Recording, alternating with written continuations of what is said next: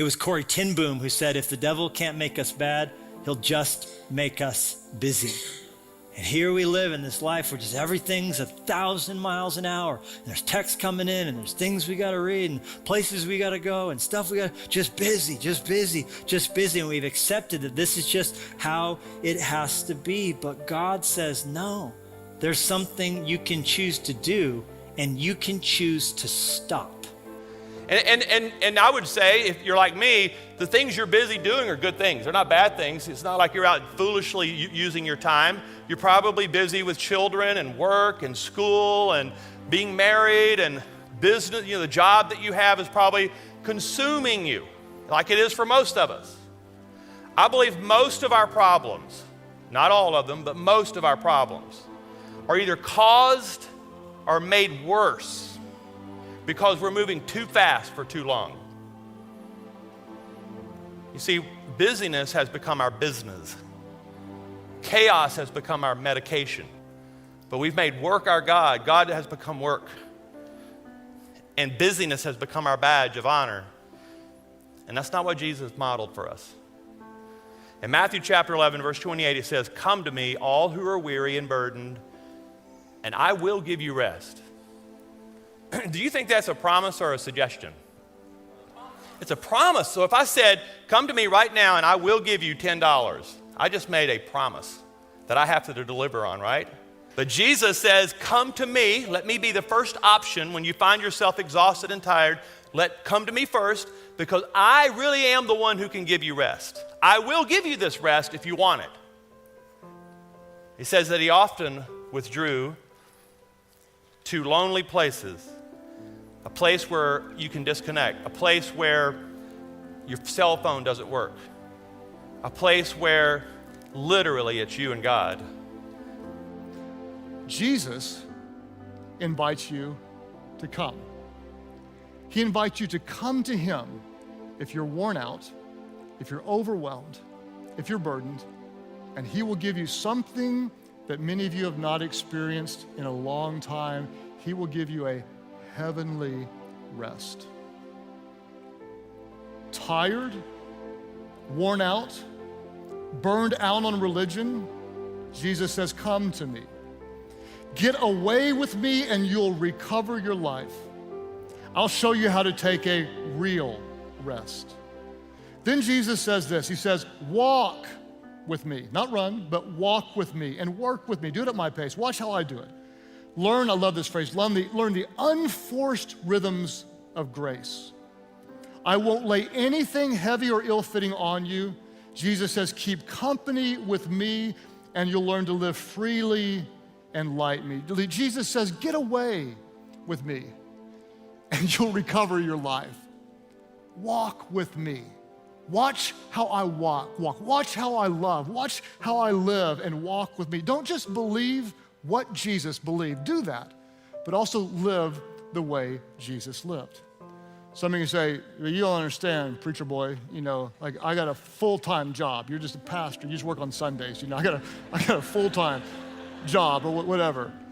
I don't have time. I literally can't get it all done. I can't slow down. There's too much moving.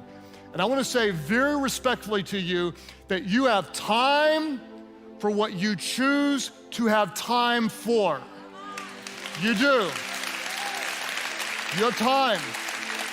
You have time for what you choose to have time for. And if I can get up in your business just a little bit, the solution is not more time.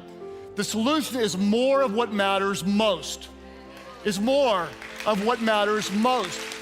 And the reason why most of us don't have time for what matters is because we're mindlessly spending our life on what doesn't matter. Now, when people say, for example, I would read the Bible, but I'm just so busy I don't have time. Or, I know I should spend more time in prayer, but I just don't have time. I don't have time. Think about what you're saying. You're saying to the God of this universe, the Creator, you're saying to the sovereign of this universe, our sustainer, you're saying to this God who is our judge. You don't have time for him? Who is the source of every single thing you have, who desires an intimate relationship with him. It takes time.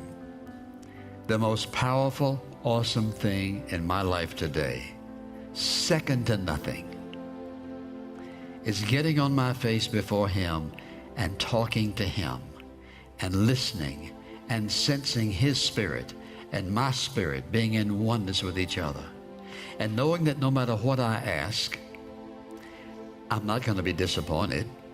No matter what I ask, he's not going to get upset.